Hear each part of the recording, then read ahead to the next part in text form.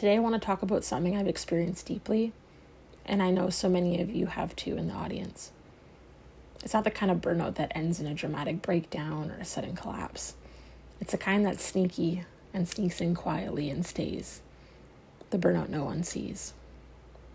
You see, we often picture burnout as a person lying on the floor, unable to move. But for most of us, it looks like this. You keep showing up, you keep producing, you keep smiling, and slowly you stop feeling. The joy fades, your spark dulls. You start to resent the very things you used to love. You tell yourself you should be grateful, yet you minimize how tired you are. You keep going because people are counting on you. And that's what makes this kind of burnout so hard to name. Because from the outside, you look fine. But from the inside, you're quietly fading. For me, burnout didn't arrive with a bang. It came with numbness, with quiet exhaustion, with the realization I was pouring from a cup that had long been empty, and punishing myself for not having more to give. I wasn't just tired, I was misaligned. I had been leading from effort, not from wholeness. I was performing presence, not living in it. This is why this podcast exists. Because I know what it's like to unravel in silence, to succeed while suffering, to be the strong one, and yet feeling completely alone. And I want you to hear this. You're not broken. You're just depleted. You're not weak. You're just worn. And you don't have to keep going on like this. I have a couple tools, some takeaways I want you to take away from this podcast today. Some tangible action items that you can take and practical ways to begin tending to this quiet burnout. Tool number 1, keep the habit, reduce the scope.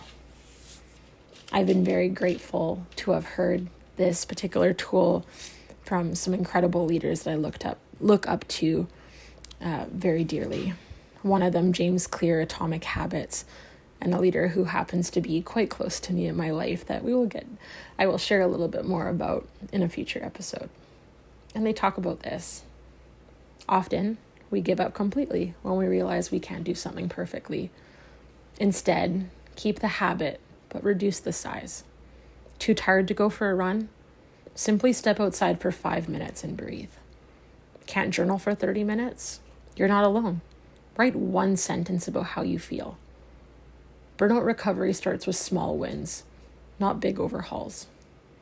I know for me, there's been times in my journey where simply sharing out loud or writing down in a journal 3 things that I'm grateful for at the start of my day completely changed the way that I looked at that day.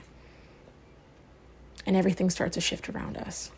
It's all a matter of perspective. Tool number 2, energy checkpoints.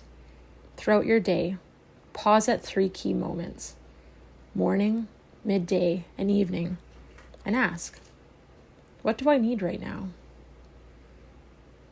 What am I feeling but ignoring? What can I release in the next hour? You don't need to fix your entire life.